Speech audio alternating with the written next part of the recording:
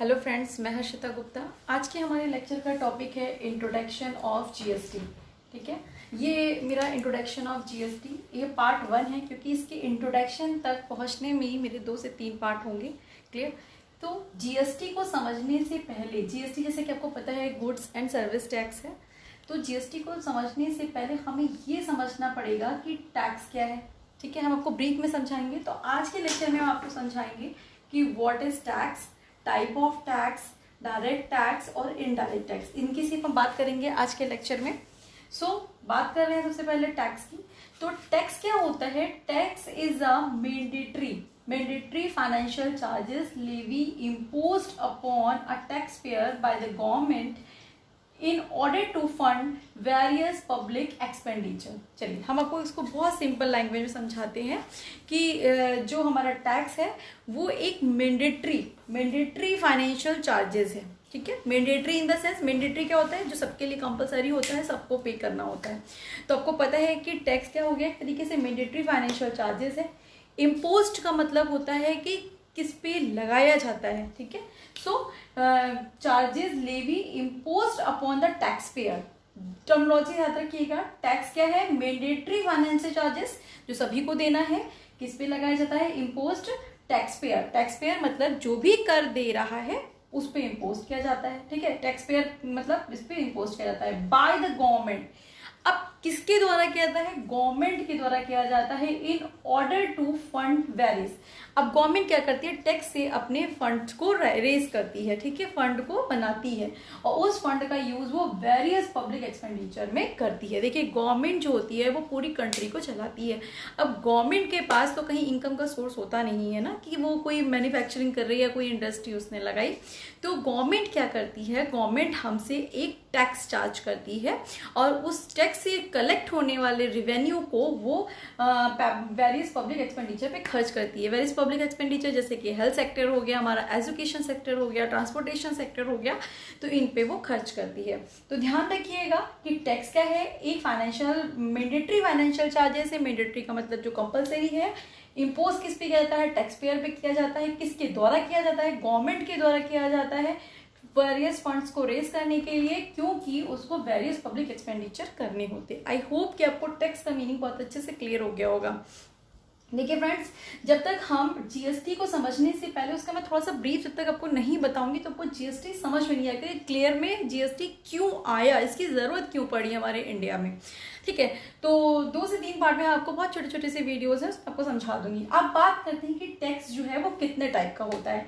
तो टैक्स जो होता है वो, अब देखिए सेकंड हमारा टॉपिक है आपका टैक्स। आपको समझ में आ गया। Tax is a mandatory financial charges imposed upon the tax payer by the government. किसके द्वारा? By the government in order to fund various public expenditure. अब हम बात कर रहे हैं टाइप्स ऑफ टैक्स की। सेकंड टॉपिक हमारा टाइप ऑफ टैक्स में जो टैक्स होता है वो 2 टाइप का होता है। एक तो डायरेक्ट टैक्स होता है और एक हमारा होता है इनडायरेक्ट टैक्स। हमेशा ध्यान रखिएगा, जो डायरेक्ट टैक्स होता है, डायरेक्ट का मतलब जो कि डायरेक्टली हो, इनडायरेक्ट का मतलब जो कि इनडायरेक्टली हो। तो डायरेक्ट टैक्स का मतलब क्या हो गया? They are imposed upon a person income. ध्यान रखिएगा, ये टैक्स, डायरेक्ट टैक्स इसको इसलिए कहते हैं क्योंकि ये पर्सन की इनकम पे इम्पोज किया जाता है और जिस पर इम्पोज किया जाता है उसी के थ्रू ये पे किया जाता है। मींस इसका बर्डन जो टैक्स पेयर होता है वो किसी और पे शिफ्ट नहीं कर सकता है, इसलिए इसको डायरेक्ट टैक्स कहते हैं। चलिए इसकी डेफिनेशन की बात कर लेते हैं कि they are imposed upon a person income. Direct tax charge in on a person concern and the burden is borne by the person who is it imposed. मतलब जिस भी पर्सन पे डायरेक्ट टैक्स लगाया जाएगा उसी के थ्रू इस tax को पे किया जाएगा। वो जो पर्सन है, वो जो टैक्स पेयर है, इसके बर्डन को किसी और पे शिफ्ट नहीं कर सकता। इसका बेस्ट एग्जांपल आपको अगर मैं देना चाहूं तो इसका बेस्ट एग्जांपल है आपका इनकम टैक्स। अभी मैं इसकी बात करूंगी। ठीक है, तो ये इनकम टैक्स होता है बेस्ट एग्जांपल। इनकम टैक्स भी होता है, वेल्थ टैक्स भी होता है। ठीक है, वेल्थ टैक्स होता है एक एंड गिफ्ट टैक्स होता है। ध्यान रखिएगा, इनकम टैक्स जो कि पर्सन की इनकम पे पे किया जाता है। गिफ्ट टैक्स और वेल्थ टैक्स अब खत्म हो चुका है इंडिया में, ठीक है। तो अब देखिए, सपोज दैट कि हम कहीं पे जॉब कर रहे हैं, हमको इनकम मिल रही है। अब गवर्नमेंट हमसे कहती है आप जितनी भी इनकम को अर्न करेंगे टैक्स स्लैब के अकॉर्डिंग, अगर आपकी जो इनकम है वो टैक्स स्लैब में आती है तो आपको एक डेफिनेट परसेंटेज के अकॉर्डिंगली टैक्स देना पड़ेगा। तो जो भी हम अपने एक साल में पूरी इनकम को अर्न करते हैं उस पर हम एक रेट ऑफ इंटरेस्ट के थ्रू हम टैक्स पे करते हैं। तो कहने का मतलब क्या होगा कि डायरेक्ट टैक्स हमारी इनकम पे डायरेक्टली इम्पोज किया जाता है, जो कि हम पे इम्पोज किया जाता है हमारी इनकम पे, तो हम ही उसको पे करेंगे, कोई और पे नहीं कर सकता है। तो डायरेक्ट टैक्स में देखिए, टैक्स एक सैक्रिफाइस होता है जो टैक्स पेयर करता है, ठीक है, उसके बदले में उसको कुछ भी पर्सनल बेनिफिट नहीं होता है, इसलिए डायरेक्ट टैक्स को पे करने से लोग बचते हैं। मतलब इसमें टैक्स एविएशन होता है। टैक्स एविएशन का क्या मतलब होता है? कर की चोरी। आप लोगों ने देखा होगा कि बहुत सारे लोग अपनी झूठी इनकम दिखा देते हैं, जाली इनकम बता देते हैं कि हमारी इनकम कम कर रिड्यूस करते हैं ताकि उन पर टैक्स लायबिलिटी कम पड़े, क्योंकि जितना ज्यादा उनकी इनकम होगी उतने ही ज्यादा उनको टैक्स देना पड़ेगा। क्लियर? आई होप सबको क्लियर हो गया होगा, ठीक है। फिर बात हम करते हैं, अब ये बात हम कर ली कि इनकम पे हो गया, इसका बर्डन किसी और पे हम शिफ्ट नहीं कर सकते हैं, ये भी ध्यान रखें। पहली चीज, ये जिस भी पर्सन पे लगाया जाता है उसी के थ्रू पे किया जाता है। दूसरी चीज, इसका बर्डन जो है वो किसी और पे शिफ्ट नहीं कर सकते हैं। तीसरी चीज, ये जो है वो आपका प्रोग्रेसिव टैक्स होता है। प्रोग्रेसिव का मतलब होता है जैसे जैसे किसी भी पर्सन की जो इनकम है वो बढ़ती जाएगी तो टैक्स रेट भी बढ़ती जाएगी। क्लियर? आई होप आपको डायरेक्ट टैक्स तो अच्छे से समझ में आ गया होगा। अब बात करते हैं हम अपने इनडायरेक्ट टैक्स की। इनडायरेक्ट टैक्स क्या होता है? इनडायरेक्ट का मतलब जो कि इनडायरेक्टली हो। बात कर लेते हैं डेफिनेशन की। तो they are imposed on goods and services. This is a important point, ध्यान रखिएगा। डायरेक्ट टैक्स किस पे इम्पोज किया जाता है? किसी भी पर्सन पे इम्पोज नहीं किया जाता है। डायरेक्ट टैक्स इम्पोज किया जाता है गुड्स एंड सर्विसेज पे, और डायरेक्ट टैक्स ही हमारा, ध्यान रखिएगा, ये टैक्स ही हमारा जीएसटी से रिलेटेड है। जीएसटी हमारा इनडायरेक्ट टैक्स में आता है। क्लियर? जीएसटी हमारा किस में आता है? इनडायरेक्ट टैक्स में आता है। क्यों आता है? क्योंकि they are imposed on the goods and services, ये गुड्स एंड सर्विसेज पे लगाया जाता है। एंड होता क्या है? देखिए, the immediate liability to pay is of supplier, मतलब जो भी सप्लायर होता है इसकी लायबिलिटी वो पे करता है, बट उसके बर्डन को, जो टैक्स बर्डन होता है, वो ट्रांसफर कर सकता है अल्टीमेट कंज्यूमर्स को। अल्टीमेट कंज्यूमर जो भी गुड्स एंड सर्विसेज को कंज्यूम कर सकते हैं। चलिए मैं इसको बहुत ही इजी लैंग्वेज में समझाती हूँ।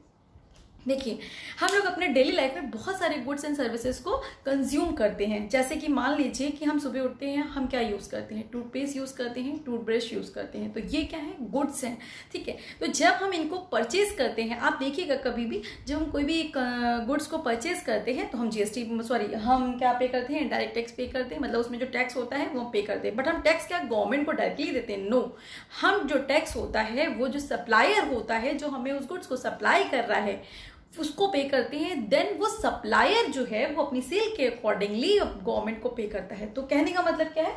यहाँ पे दो पर्सन्स होते हैं, एक तो सप्लायर कह लीजिए, मैन्युफैक्चरर कह लीजिए, रिटेलर कह लीजिए, होलसेलर कह लीजिए, जो भी हमें सप्लाई कर रहा है। तो ये टैक्स जो होता है इम्पोज्ड, मतलब किस पे होता है? गुड्स एंड सर्विसेज पे होता है।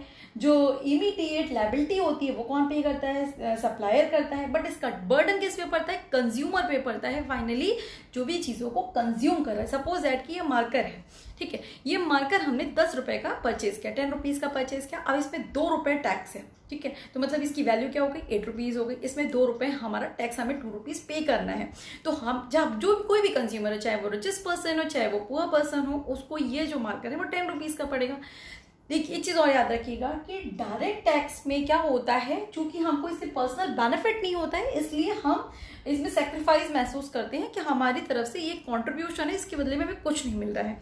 बट इनडायरेक्ट टैक्स का बर्डन हम पे कम लगता है। क्यों? जैसे कि मान लीजिए 10 रुपए का ये मार्कर हमने परचेज किया, तो हम ये समझते हैं कि जो टैक्स की वैल्यू 2 रुपीज है वो हम टैक्स नहीं दे रहे हैं, हम इस मार्कर की वैल्यू दे रहे हैं, क्योंकि हमें 10 रुपए में, मतलब 10 रुपीज में हमें ये मार्कर मिल रहा है। क्लियर? सो अब जब मार्कर मैंने टैक्स किसको पे किया? हमने इसके सप्लायर को पे किया, टैक्स। अब वो सप्लायर जो है वो टैक्स जितनी भी उसकी सेल होगी अकॉर्डिंग टू योर सेल जो गवर्नमेंट को जाके वो टैक्स देगा। तो कहने का मतलब क्या है कि जो इसका बर्डन है वो शिफ्ट किया जा सकता है, पर डायरेक्ट टैक्स का बर्डन शिफ्ट नहीं किया जा सकता है। ठीक है, क्लियर। सो आई होप आपको डायरेक्ट और इनडायरेक्ट टैक्स जो है वो अच्छे से समझ में आ गया होगा। आज का मेरा यही टॉपिक था। अब नेक्स्ट टॉपिक में हम आपसे बात करेंगे कि इनडायरेक्ट टैक्स, क्योंकि हमारा जीएसटी किससे रिलेटेड है, जीएसटी हमारा जो है वो डायरेक्ट इनडायरेक्ट टैक्स से रिलेटेड है। तो नेक्स्ट टॉपिक में हम आपसे बात करेंगे कि इनडायरेक्ट टैक्स को ब्रीफली हम आपको समझाएंगे। Okay, thank you friend.